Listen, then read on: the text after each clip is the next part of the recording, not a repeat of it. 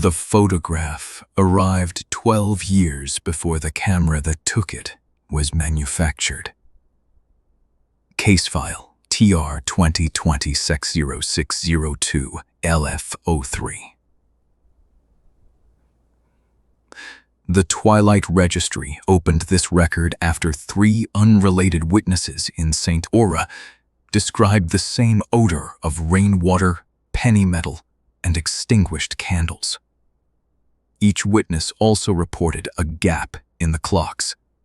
Not a power outage, not a skipped minute, a subtraction. Every clock lost exactly 9 minutes, but only the people who remembered those minutes looked older afterward. The first statement came from a night dispatcher named Mara Venn, who said the call board lit with a number that did not exist in any exchange. When she answered, a child whispered that the town had made a mistake by burying the church bell in 1949. Mara asked who was speaking.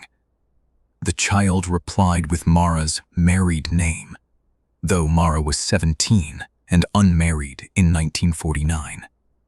Then, the line filled with the sound of a bell swinging underwater. Registry analysts recovered the call, but the waveform behaves like a corridor. Played once, it is 14 seconds of static. Played twice, it contains breathing. Played 3 times, a voice begins counting down from 9, though the count never reaches 1. On the 4th playback, the listener hears their own front door open somewhere behind them. For containment reasons, the file is now transcribed instead of replayed. Mara drove to the old municipal yard, where the bell was supposedly stored after the church fire. She found no bell. She found a circular patch of grass pressed flat as if by enormous weight, and around it, 9 sets of bare footprints facing inward. The prints were not human enough to be called human. Each had too many joints. Each ended in a crescent mark, and each was filled with black silt that smelled of deep water despite the summer drought. By noon, the sheriff had sealed the yard. By dusk, half the town had gathered outside the tape because they could hear singing under the asphalt. Not loud singing, intimate singing. The kind of mother uses in the dark when she does not want to wake the house. People who heard it began remembering a festival no record confirms. Lanterns in the cemetery, a procession down the riverbank, the ringing of a bell that was never cast by any foundry in the county. Evidence item A is a ledger from the burned church. Most pages list births, baptisms, marriages, and burials. 9 pages are stitched shut with red thread. When opened under court order, the pages did not tear. They bled river water. The ink beneath had spread into root-like stains, but one column remained legible. It contained names of people still alive. Beside each name was a date that had not happened yet. The registry's field team arrived at St. Aura just before the first date on the ledger. They installed cameras facing the municipal yard, the reservoir, and the foundation of the old church. At 2:44 a.m., every camera tilted downward without mechanical input. At 2:53, the 9 missing minutes began. During the gap, the cameras recorded only a close view of wet stone. Afterward, one agent was missing, and another was found kneeling in the road, with bell rope burns across both palms. The surviving agent reported a chamber beneath the town, not dug, but remembered into being. Its walls were lined with doors removed from demolished houses. Every door had a family name painted on it. Behind the doors were rooms furnished exactly as they had been during private tragedies. a kitchen after a verdict, a nursery after a fever, a motel room after a confession. The chamber was not collecting places. It was collecting the moment before people became someone else. At the center hung the bell. It was larger than the church records allowed, black-green with age, and veined like bone. There was no clapper. Instead, inside the bell stood a girl made of silt and choir robes. Her face shifted through the faces of missing children from every decade of the town's history. She told the agents that the bell had been promised a name, then buried without one. Now it was ringing through people instead. The agent asked what would happen when the count reached 1. The girl smiled with 9 mouths. She said the town would be corrected. Houses would be returned to the families who should have lived in them. Graves would open for the people who had escaped their appointed endings. Children would wake with memories of parents they had never had. And every clock would stop pretending that time moved forward. Containment Protocol T-Lantern was enacted at 3:02 a.m. The team ordered all residents indoors, disconnected municipal power, and broadcast a recording of ordinary rain over the emergency channel. The broadcast reduced the singing, but did not stop it. People pressed their faces to windows, crying because they could see loved ones standing in the street. Brothers lost to accidents, spouses lost to cancer, babies who had never taken a breath. The figures did not knock. They waited to be invited by grief.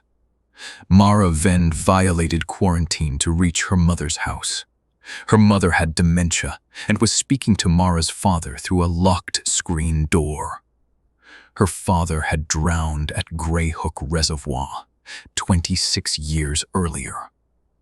On the body camera, Mara can be heard begging her mother not to open the door. Her mother answers in a young woman's voice saying, "I have been lonely longer than you have been alive."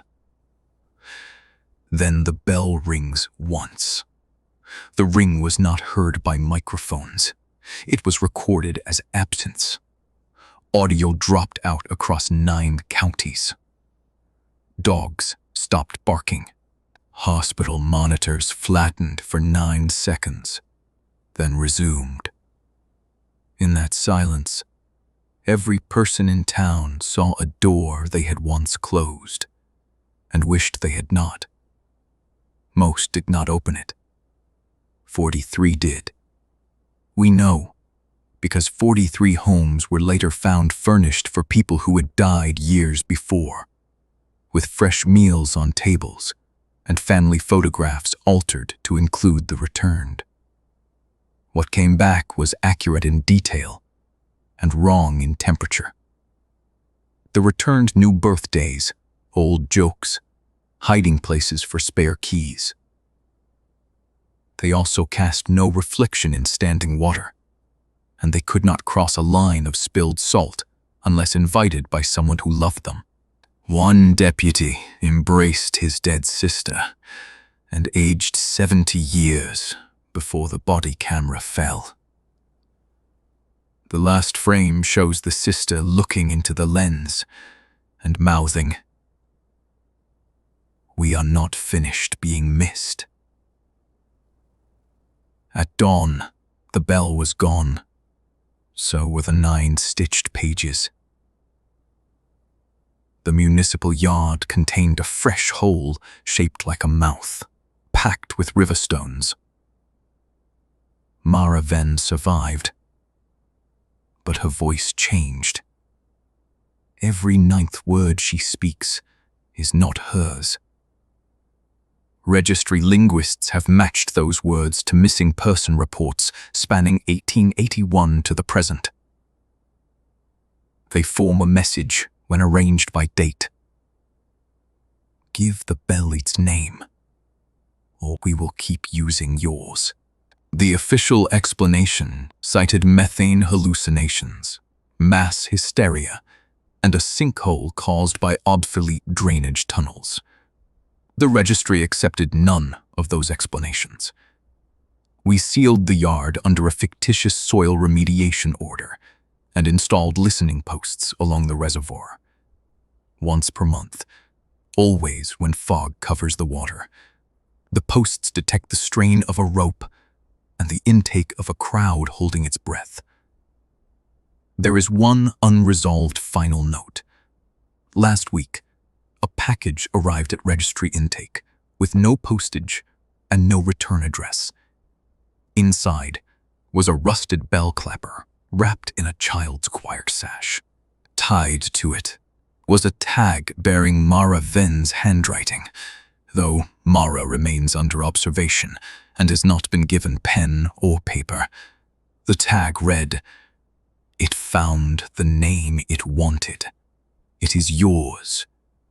If you live in a town where an old church burned, where a reservoir covers the first cemetery, where your grandparents refuse to discuss a festival that does not appear in newspapers, do not answer any call that arrives during a missing minute. If you hear a bell underwater, close every door in your house and speak your name out loud until morning. Do not let grief answer for you. This record remains open." The Twilight Registry classifies the anomaly as recursive bereavement, auditory vector, invitation dependent. All recovered audio is restricted. All bells removed from condemned churches in affected counties are to be catalogued, weighed, and watched. Should any bell be found without a clapper, do not touch the empty space inside it. Something may already be standing there, waiting for your voice to teach it how to ring.